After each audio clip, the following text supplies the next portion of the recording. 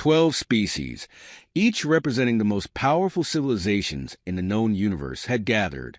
The room, carved from the black stone of a long-dead asteroid, was a fitting stage for interstellar diplomacy. Cold, stark, and indifferent, at the head of the council, towering over the rest, stood Euragos, the warlord of the Kargat Dominion. His armor shimmered with the heat of a battle-scarred world, and his eyes gleamed with the fury of a species that had never known defeat. Euragos sneered at the human delegation standing before him. "You are weak," he growled. "Your species is fragile, divided. We see no reason to recognize you as equals. Prove yourselves or be forgotten." The council sat in silence, waiting for the humans to falter, as so many others had done before them when facing the Kargath. Humanity, after all, was a recent addition to the galactic stage. Their expansion into the stars had been swift, but not without conflict. Yet, compared to the Kargath, whose empire spanned millennia of conquest, humans seemed insignificant. Stephen Smith, the human ambassador, stepped forward. His tall, unassuming frame gave no hint of the soldier's history he carried beneath his diplomatic exterior. Smith had seen more of war than most in that chamber, though his eyes held none of the brutality Euragos boasted. Instead, they reflected something else: understanding, experience. "Challenging us to war would be a mistake," Smith said. His calm demeanor only seemed to irritate Euragos, who let out a low growl. "Is that a refusal? Are you too afraid to fight?" Smith smiled faintly. "You misunderstand. We're not refusing war because we fear you. We're refusing because we understand war in ways you cannot imagine." The council murmured, intrigued. Euragos slammed a fist against the stone table. "Words. Words from a species that has never fought a war on the scale of the Kargath. You speak of understanding, but your kind has yet to face true destruction." Smith remained composed. "On the contrary, our history is defined by destruction, by battles fought not just for territory, but for survival. If you wish for war, I won't stop you. But first, let me show you why we are the last species you should ever provoke." The chamber fell into a tense silence. Euragos narrowed his eyes, his arrogance flickering as the council shifted in their seats. They had heard tales of humanity's resilience, their rapid rise from a fractured planet to a spacefaring race. But Euragos still believed them unworthy of true consideration. Now, however, curiosity had replaced certainty. The Kargath warlord leaned back, his lips curling into a sneer. "Very well, human. Amuse us with your stories of conflict. But remember, no history lesson will change your fate if you fail to impress." Smith nodded and signaled to a small device on his wrist. A series of holographic projections began to materialize in the air above the chamber, swirling into scenes of destruction, conquest, and survival. "War," Smith began, "is not merely the clash of armies. It is the breaking of societies, the testing of wills, and the cost of victory that often outweighs its reward." The chamber grew darker as the holographic displays flickered back to life. Stephen Smith stepped forward, his face illuminated by the shifting images of humanity's past. The alien council watched in silence, their earlier arrogance replaced by cautious curiosity. Euragos, the Kargath warlord, leaned forward, his fierce eyes narrowing as he awaited the first example of humanity's so-called brutal history. Smith's voice was steady, as if recounting a story he had told many times before. "We begin with the Mongols," he said, gesturing toward a vast plain that appeared above the council chamber, stretching out into the horizon. In the early 13th century, a man named Genghis Khan united the nomadic tribes of Central Asia under a single banner. What followed was one of the most relentless and ruthless campaigns of conquest in our history. The holographic plains gave way to columns of mounted warriors, Mongol horsemen charging across the steppe with terrifying speed and precision. In their wake, cities burned and kingdoms crumbled. The council watched as entire populations were wiped out, their defenses no match for the Mongols' superior tactics and psychological warfare. Smith's voice remained calm, almost detached, as he narrated the scenes of devastation. They did not just defeat their enemies, they obliterated them, Smith continued. The Mongols employed strategies that had never been seen before. Feigned retreats, deceptive maneuvers, and the use of terror as a weapon. Cities that refused to surrender were annihilated, their populations slaughtered. Survivors were left only to spread fear to the next target. In less than 50 years, the Mongols controlled the largest contiguous empire in human history.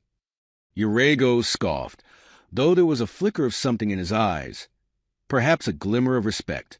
Brutal, yes, he grunted, but nothing the Kargath could not accomplish. Smith offered a small, measured nod. Perhaps, but the Mongols were not merely conquerors. They reshaped the world, not just through destruction, but by creating a network of trade and culture that linked entire continents. And yet, despite their strength, they too fell, brought down not by an enemy's blade, but by internal division and overextension. Power, as you will learn, is always fleeting. The image shifted. The Mongol Empire fading into the background as a new, more modern battlefield took shape. A thick, murky fog enveloped the scene. Trenches lined with barbed wire stretched endlessly into the distance, and soldiers huddled in the mud, their faces gaunt and eyes hollow. This, Smith said, his tone growing graver, is World War I. Fought in the early 20th century, it was unlike any war that had come before it. Millions died, and yet for most of the conflict, no side could claim true victory. This was not a war of conquest or glory. It was a war of attrition, of endurance. Those who survived did so not because they were the strongest, but because they endured hell itself. The council flinched as the holograms showed men charging out of trenches, only to be cut down by machine gun fire. Poison gas billowed across the battlefield, and the ground was littered with the bodies of the fallen. For 4 years, entire nations bled for inches of ground. Soldiers fought in horrific conditions, cold, wet, starving. Many went mad. Victory was measured not in land gained, but in lives lost. A soft murmur ran through the council. Uregos clenched his fists, his confidence shaken by the sight of such senseless slaughter. This was not the kind of warfare he was accustomed to, the endless clash of armies, the pursuit of glory and conquest. This was something far darker.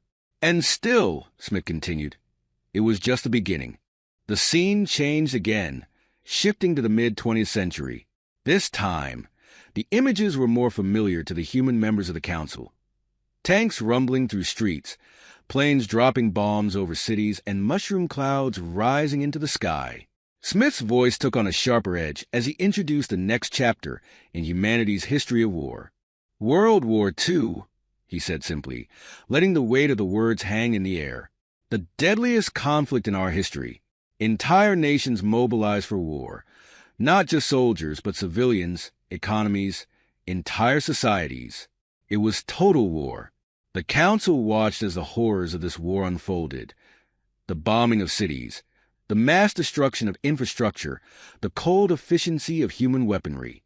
Smith spoke of the Normandy invasion, where human soldiers braved the storm of enemy fire to liberate occupied territories. He described the Eastern Front, where entire armies were lost in the freezing Russian winter, and the Pacific Theater, where naval battles raged across the vast expanse of ocean. But it was a final image that silenced the council completely, the doomsday bomb. The mushroom cloud rose above the council chamber, casting a shadow over everything. Smith's voice was low, almost reverent, as he spoke of the bombings of 2 cities. How, in a single moment, hundreds of thousands of lives were wiped out. How humanity had unlocked the power to destroy entire cities with a single weapon. Victory in World War II came at a cost, Smith said, his voice heavy. We unleashed a force so terrible that it changed the course of history forever. The world has never been the same, and we learned that sometimes the price of victory is too high to bear. Uregos was silent now, his earlier bravado gone. The rest of the council sat in stunned contemplation, the weight of humanity's history settling over them like a shroud. Smith could see the flickers of fear in their eyes. the slow realization that humanity was not the naive, fragile race they had believed.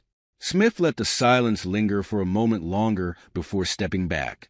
"This is just a glimpse of what we are capable of," he said quietly. "We have fought wars on scales that few in this room can comprehend. We have seen the worst of ourselves and survived." He paused, allowing his words to sink in. "But we are not here to boast. We are here to show you the truth. That war, for us, is not a path to glory or strength. It is a reminder of the cost of survival. And if you seek to challenge us, you must understand, victory may come, but the price you pay will be more than you can afford." The council remained silent, the images of humanity's brutal wars still fresh in their minds. Uragos' gaze met Smith's, and for the first time, the warlord seemed to hesitate. The challenge he had so eagerly issued now seemed far more daunting. Smith took a deep breath, his expression unreadable. "Now, let me show you what the future holds." The room was still heavy with the aftermath of humanity's brutal history, the weight of wars fought and lives lost hanging like an oppressive cloud. Uragos, the Kargath warlord, sat in a rare silence, his fists clenched as he processed the horrors he had just witnessed. The Galactic Council, too, seemed subdued, their once haughty demeanor softened by a growing sense of unease. Stephen Smith stood before them, unyielding. The holograms had vanished, leaving the chamber dimly lit once more. But Smith wasn't finished. He raised his wrist, activating the holographic display once again, though this time the images were unfamiliar, alien, even to the humans in the room. "This," Smith began, "is not our past. It is our future, or at least a future that may yet come to pass." The hologram flared to life, revealing scenes that transcended the brutality of Earth's history. There were no Mongol warriors here, no trenches, no tanks. Instead, vast starships, black against the void of space, hovered ominously over planets. Automated drones, their sleek forms bristling with weapons, patrolled the skies. Massive fleets clashed in the depths of the galaxy, their weapons tearing through the fabric of space itself. Smith's voice grew colder, sharper. "The wars we have fought on Earth were devastating. Yes, but they were limited. They were fought with primitive technology, confined to a single planet. The future will not be so kind. If we ever go to war again, it will not be with swords, rifles, or even tanks. It will be with weapons that can destroy entire worlds." The council members shifted uneasily. Uragos' eyes narrowed, the flicker of uncertainty growing in their depths. "What are you saying, human?" he growled. "That you could destroy us all?" Smith didn't answer immediately. He let the images speak for him. Starships bombarding planets, wiping out civilizations in seconds. A massive battle between AI-controlled fleets, stretching across the stars, fought with no human input at all. Autonomous machines, driven by cold logic and ruthless efficiency, hunted down their enemies with merciless precision. "Our future wars will not be fought by soldiers, but by machines," Smith said finally. "AI systems designed for one purpose: destruction. They will not hesitate. They will not question.